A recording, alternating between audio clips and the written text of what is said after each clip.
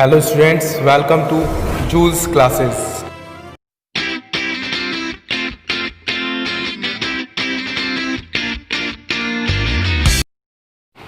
Hello students, कैसे हैं आप सब। आई होप आप सब लोग अच्छे होंगे।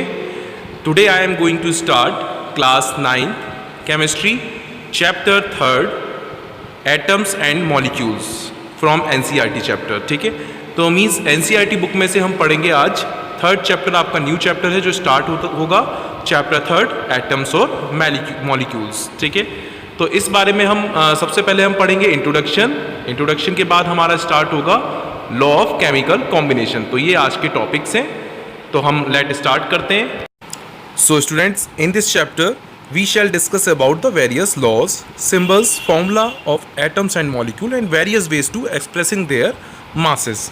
तो इनके बारे में आज हम पढ़ेंगे और सबसे पहले स्टार्ट करते हैं इंट्रोडक्शन से इस चैप्टर में। तो around 500 BC Indian philosopher Maharshi कनड postulates the theory if we go on dividing matter means पदार्थ, मैटर को हम क्या कहते हैं पदार्थ, we will obtain smallest particle beyond which further division cannot be possible which is known as परमाणु। Means जो 500 BC के आसपास जो एक इंडियन फिलोसफर थे महर्षि कंत, उन्होंने एक थ्योरी दी थी कि हम किसी भी मैटर को या पदार्थ को अगर हम उसको तोड़ना स्टार्ट करेंगे तो सबसे जो स्मॉलेस्ट पार्टिकल होगा वो जो होगा उसके आगे फर्दर डिवीज़न पॉसिबल नहीं है, वो उसको हम कहते हैं परमाणु, जिसे इंग्लिश में कहते हैं एटम। तो एंशिएंट ग्रीक फिलोसफर्स थे डेमोक्रिटस एंड ल्यूसिपस, ये जो थे इन्होंने इस परमाणु को नेम दिया था एटम। ठीक है, तो परमाणु नेम दिया था महर्षि कन्नड ने और एंशिएंट ग्रीक फिलोसफर ने दिए थे इसको हम क्या कहते हैं परमाणु को एटम्स। नाउ इसके बाद हम पढ़ेंगे laws of chemical combination. Means अब कौन कौन से लॉज हैं, मतलब कभी भी जब दो या दो से ज़्यादा केमिकल्स जब होते हैं या एलिमेंट्स होते हैं, जब वो कंबाइन होते हैं या फिर मॉलिक्यूल्स कंबाइन होते हैं, तो क्या क्या लॉज होते हैं, हम कह सकते हैं क्या क्या रिएक्टेंट फॉर्म होते हैं, इन सब के बारे में हम आगे पढ़ेंगे और उनको क्या लॉज फॉलो करते हैं। तो यहाँ हम पढ़ेंगे laws of chemical combination. So chemical combinations के लॉज से पढ़ने से पहले हम कुछ चीज़ों के बारे में जानेंगे कि व्हाट आर रिएक्टेंट्स क्या होते हैं और प्रोडक्ट्स क्या होते हैं। तो रिएक्टेंट्स वो होते हैं जो किसी भी चीज़, कोई भी दो हम कह सकते हैं कोई भी दो चीज़ें हैं वो मिलती हैं एक साथ, रिएक्ट करती हैं, देन वो हो गए रिएक्टेंट, और मिलने के बाद जो चीज़ नई बन के आती है उसे हम कहते हैं प्रोडक्ट। ठीक है, तो when ever reactant react together, जब भी रिएक्टेंट्स एक दूसरे से रिएक्ट करते हैं तब क्या बनता है प्रोडक्ट। ठीक है, तो the element combine together to form compound, element जब कंबाइन होते हैं तो क्या बनते हैं कंपाउंड्स बनते हैं।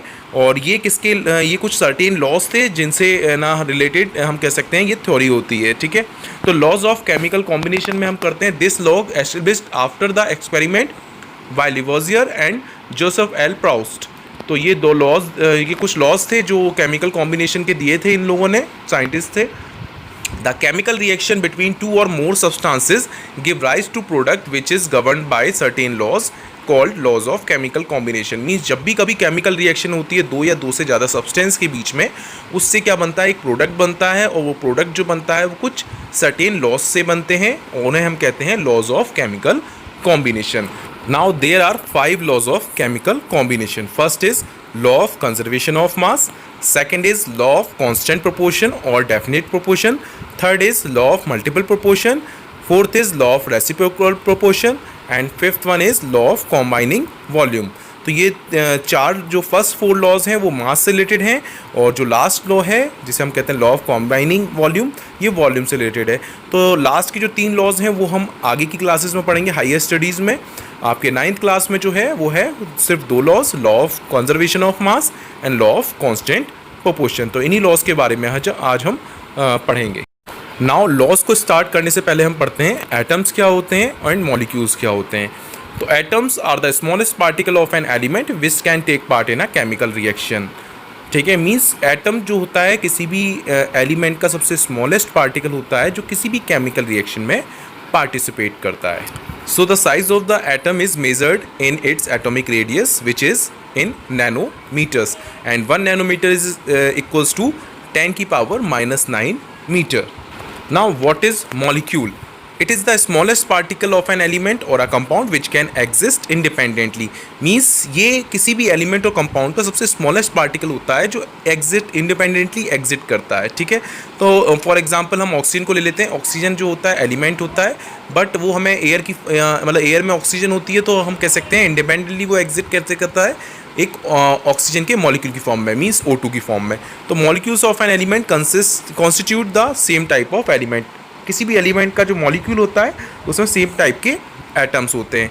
मॉलिक्यूल्स जो होते हैं वो मोनो एटॉमिक भी हो सकते हैं, डाई एटॉमिक भी हो सकते हैं और पॉली एटॉमिक भी हो सकते हैं। ये हम आगे डिस्कस करते हैं।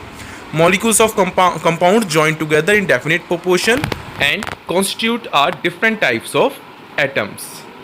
Now अब हम laws of chemical combination के बारे में पढ़ेंगे। तो फर्स्ट है law of conservation of mass.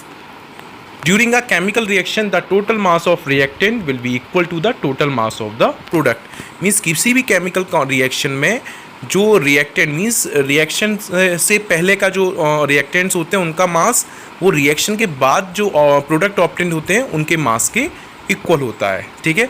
तो मास can neither be created nor be destroyed in a chemical reaction. Means किसी भी केमिकल रिएक्शन में ना तो मास क्रिएट होता है ना ही डिस्ट्रॉय होता है, ठीक है। एग्जाम्पल, ए और बी आर टू रिएक्टेंट्स। ए और बी जो दो रिएक्टेंट हैं, जब उनको हम केमिकली कंबाइन करते हैं देन उनका प्रोडक्ट फॉर्म होता है जिसे हम कहते हैं ए बी। जैसे एग्जांपल में आपको शो कर रखा है नीचे। तो mass of A plus mass of B जब दोनों को हम कंबाइन कर देंगे तो वो प्रोडक्ट के मास के इक्वल होगा, means mass of A B. So now take an example here. Sodium carbonate and hydrochloric acid are two reactants which combine together to form a product of carbon dioxide and sodium chloride. तो यहाँ दो reactant हैं, sodium carbonate जो 4 ग्राम का है and hydrochloric acid जो 10 ग्राम का है। जब ये केमिकली रिएक्ट होते हैं तो राइट साइड में जो प्रोडक्ट बन के आ रहा है वो कार्बन डाइऑक्साइड है जो 2.5 ग्राम होता है और सोडियम क्लोराइड है जो 11.5 ग्राम है। तो here total mass of reactant is equals to 4 + 10 equals to 14 gram and total mass of product is 2.5 + 11.5 equals to 14 gram. तो आप चेक कर पा रहे हैं कि जो रिएक्टेंट्स के जो टोटल मास है वो प्रोडक्ट के टोटल मास के इक्वल है। तो the reactant and product have same the masses. This means there was no gain or no loss of mass after the reaction. Hence, the mass neither be created nor be destroyed in a chemical reaction. Now, second law, law of constant proportions. In a chemical reaction, compounds always contains the same element present in definite proportion by mass irrespective of their source. Means किसी भी chemical reaction में जो compound form होते हैं वो एक definite proportion में होते हैं। जैसे फॉर एग्जांपल हम ले सकते हैं हाइड्रोजन और वाटर, ठीक है, सॉरी वो हाइड्रोजन एंड ऑक्सीजन। तो जब हाइड्रोजन रिएक्ट करता है ऑक्सीजन के साथ तो क्या बनाता है, वाटर। तो ये केमिकल कॉम्बिनेशन हम कह सकते हैं कांस्टेंट प्रोपोर्शन में होते हैं हाइड्रोजन और ऑक्सीजन। जब ये रिएक्ट करते हैं एक कांस्टेंट प्रोपोर्शन में तभी वाटर बनता है। तो इट वाज गिवन बाय लिवोजियर। तो ये लॉ जो था वो लिवोजियर ने दिया था। इसको हम एक एग्जांपल से समझते हैं। तो let take an example. In a compound such as water the ratio of the mass of hydrogen to the mass of oxygen always 1:8। Means अगर वाटर जो होता है हमें मालूम है वाटर एक कंपाउंड है जिसमें हाइड्रोजन और ऑक्सीजन दोनों होते हैं।